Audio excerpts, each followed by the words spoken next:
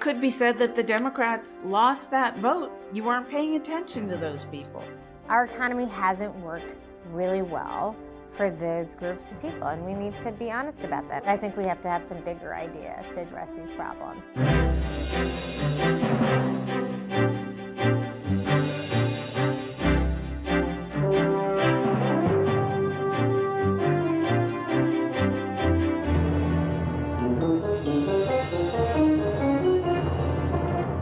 Hello, I'm Bonnie Bay, host of PBS's To the Contrary, which is normally a panel discussion among women of all different ethnic and political backgrounds.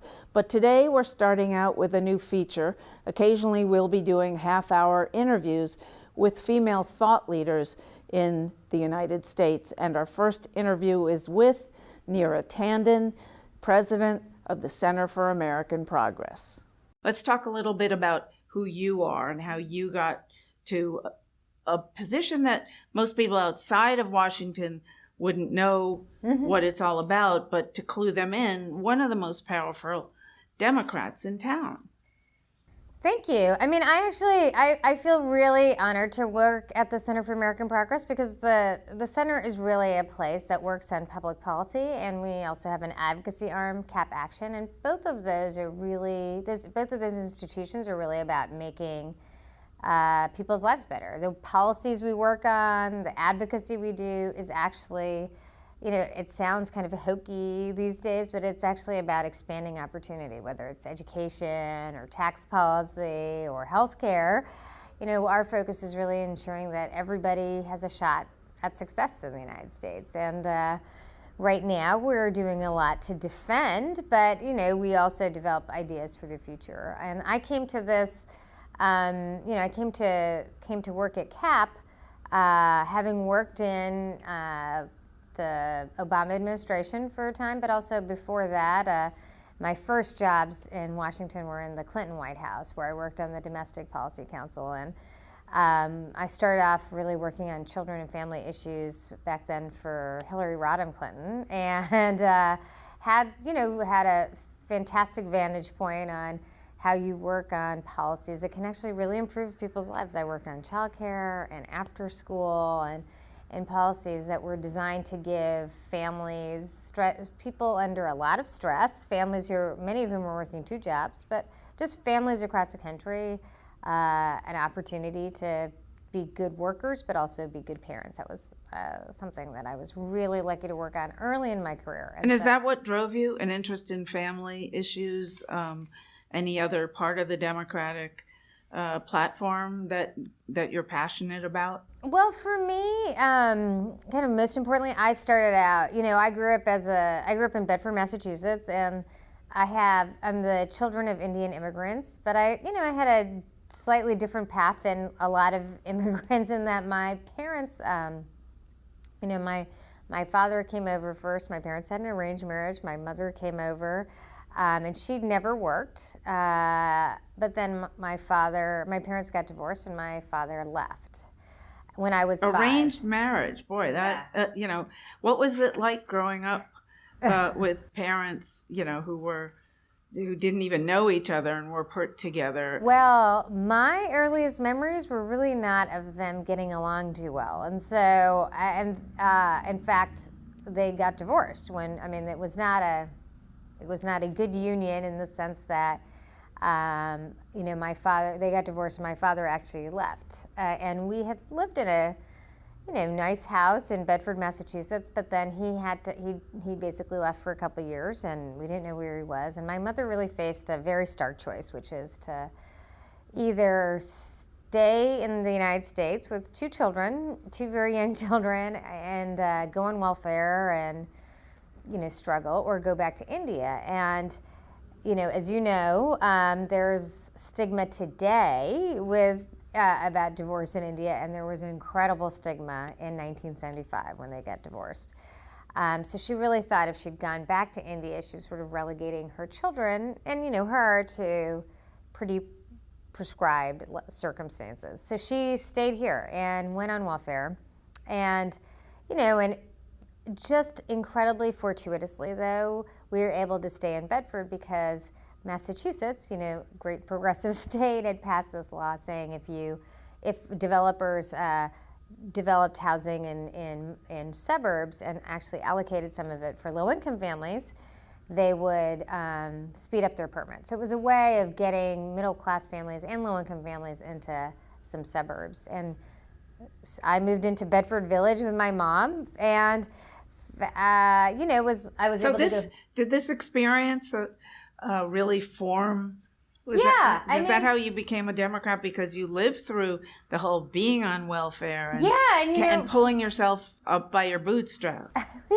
For me, I obviously had an incredibly strong mother to make that choice.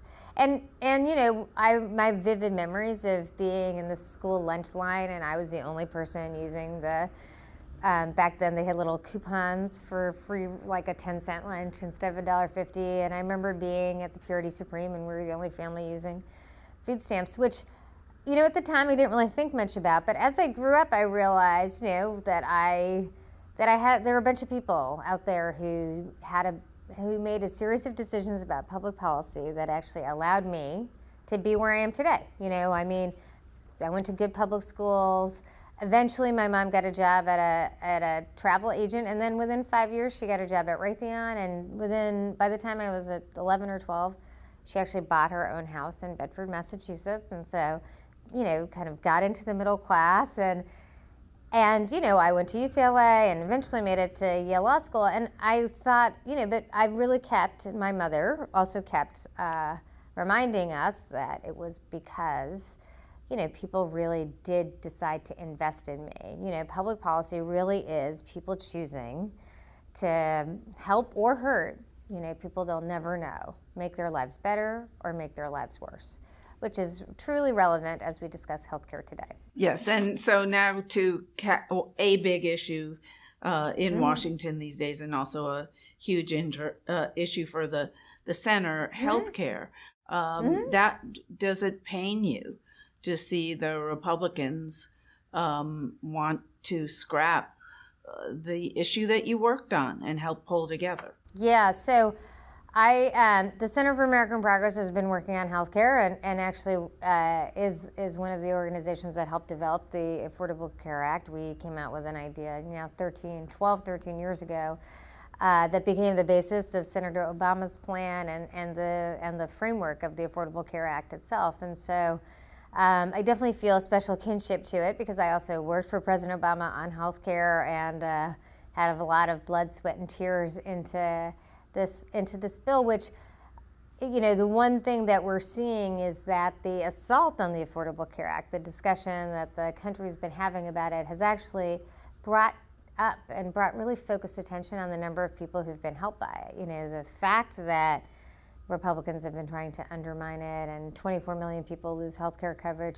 has really reminded people that the bill has actually done great work. And ironically enough, the Affordable Care Act is more popular today than it's ever been. How do you reconcile the fact that during the campaign, a large chunk of the campaign was Donald Trump saying we need to get rid of it, it's horrible, it's deplorable, even Bill hurting. Clinton said it's kind of crazy. And now that they're in there, now that he got elected and he has a Republican Congress and they're actually trying to do that, people don't want him to do it. Well, my theory of it is over the last 8 years, what we've had is, without ever having to compare it to anything, without ever having to show what their alternative, what the replacement would really be, Republicans have just been throwing one rhetorical bomb after another. And yet people who rely on the ACA or benefited from the ACA, didn't really think it was real. And so what's I think has been really helpful in the debate, and the debate breaks my heart many days, but the voices of real people, people who are worried about losing coverage, cancer patients, children who have pre-existing conditions, who are able to see doctors because of the Affordable Care Act. Millions of people who've benefited, their voices have really been at the forefront. One of the simple things we did at CAP is really try to just create a story bank. And we've developed over 3,000 stories of people from around the country of people who are coming to us to share their story of how the Affordable Care Act has helped them. And sometimes it takes a real threat to something for people to recognize what they could lose. But clearly there was a faction in this country that didn't want it or felt like people didn't want it. Are you saying that it should be left or should have been left to function without any changes? Well, one of the most interesting discussions and facts of the last couple of weeks and months has been that, experts at the Congressional Budget Office have shown that actually, there are challenges in particular markets, but the ACA is stable and would stay in place, if it was basically supported. If it's not, we didn't make any big effort to undermine it. Now, does that mean there's no problem with it? Absolutely not. We should absolutely work to fix it. Just like with Medicare and Social Security, big pieces of legislation. In the years afterwards, Republicans and Democrats came together to make particular fixes of those bills. We should do the same for the ACA.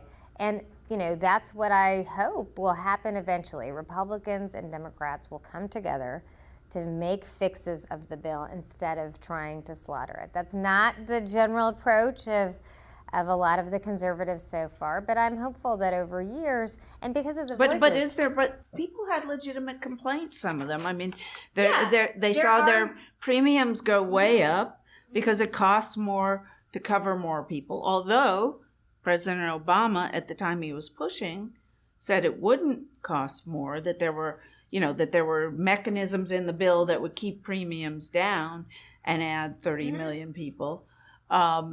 So deductibles went way up for a lot of people. So we have to differentiate between people who are in the Affordable Care Act and premiums writ large for people in employer-sponsored coverage, which were affected by the ACA, but the ACA did not set up the system of health care that you get from your private employer, at a factory or a company. So there has been a challenge of rising premiums. The ACA actually slowed that down, but people don't know what the ACA did or what the ACA didn't, so a lot of people are like, my premiums are rising, it's the ACA's fault. Now, the issue that got President Trump going in the first place was immigration. And clearly we are seeing white fear, white backlash against the browning of America.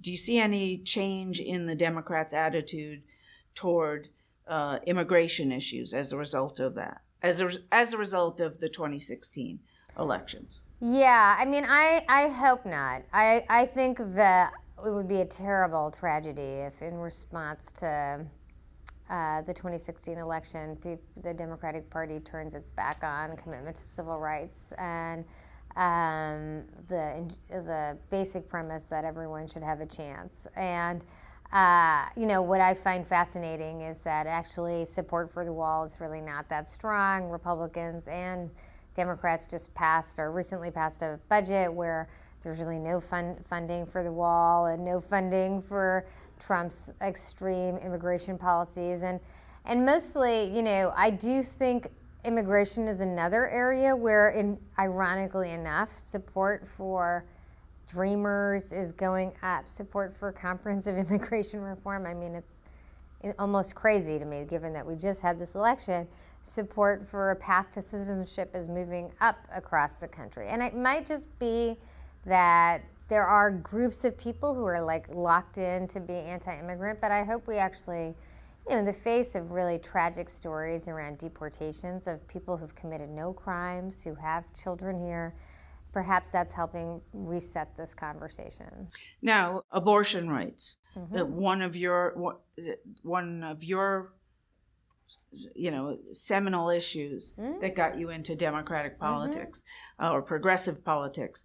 But Bernie Sanders, if he's a candidate in 2020, is not seen as strong on abortion rights. Sometimes he says he is, sometimes he doesn't say. He's playing to a different audience, and he doesn't stand firm.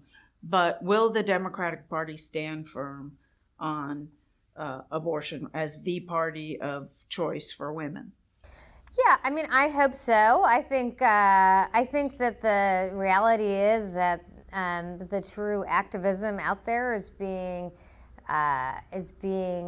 marshaled by women, many of whom are concerned about the assault on Planned Parenthood and other issues. You know, I think one of the concerns people had about what Bernie Sanders said is not a concern about having a big tent, but a selective big tent. I mean, if you want to say the Democratic Party should have a big tent on something like abortion, then you should say also it should have a big tent on other issues like campaign finance reform or Wall Street. And I think what kind of hurt Gun control? Or any of those issues. I mean, I think to me what hurt some women that I know was that some people seem to advocate that we have a very small tent, meaning only some issues are legitimate around Wall Street. And, you know, I probably agree 90% with Bernie Sanders on every economic issue. But it's a little troubling to say you can only have a big tent on issues that he doesn't really care about. That's what I think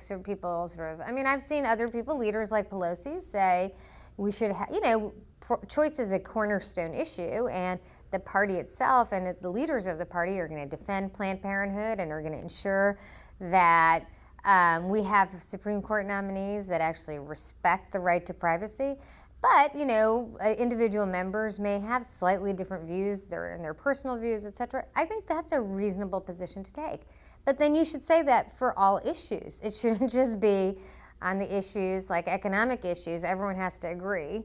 But on choice, then that's not as important to me. And so I'm hoping that we can have a good discussion in the future that, you know, I hope the Democratic Party will always be the party that represents the idea that women's fundamental dignity is at stake when they can or cannot control the decisions they make about their body. That's how I see the issue of choice. That's how I came to it as a college student, which is who's going to decide, who's going to make those decisions? The government, the state, which is still, you know, 80% male, sometimes 90% male, or women themselves. And I think that's a cornerstone issue for the Democratic Party. Let's switch topics now to 2018 and 2020. And the Democrats in the Senate are defending 25 seats as against 9 Republican seats. Yeah. And of those 25, 8 or 9 are women. And many of those are in states that Trump won, like Debbie Stabenow of Michigan. So are Democrats, I spoke with one Democrat a few weeks ago who said the map is looking very bad and the predictions are very bad for the Democrats. Do you think they can even hold on to the minority, the numbers being in the minority that they have now? Well, I think it is definitely a tough map, but what I would say is that I think a lot of those members are in states where they're seeing a lot of activism. Even in some of these states like Missouri, Michigan, Ohio, Wisconsin. In those 4 states I just mentioned, 3 of them have women senators who are competing.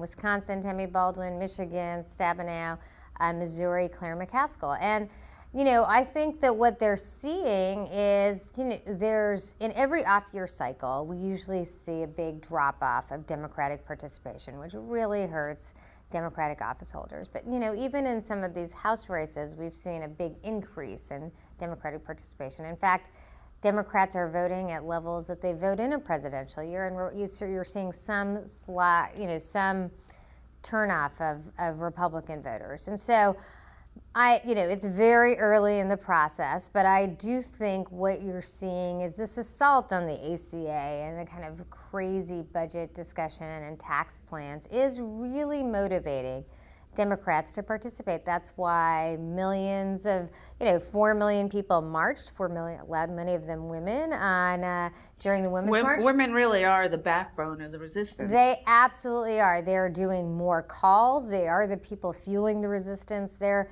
And most importantly, and I think this is a critical issue for the long term, we're seeing women really step up to run for office. Emily's 11,000? Yes, Emily's list usually has 600 by now. Emily's list is now just recently announced that 11,000 women are stepping forward to run for office, and most importantly, at every level.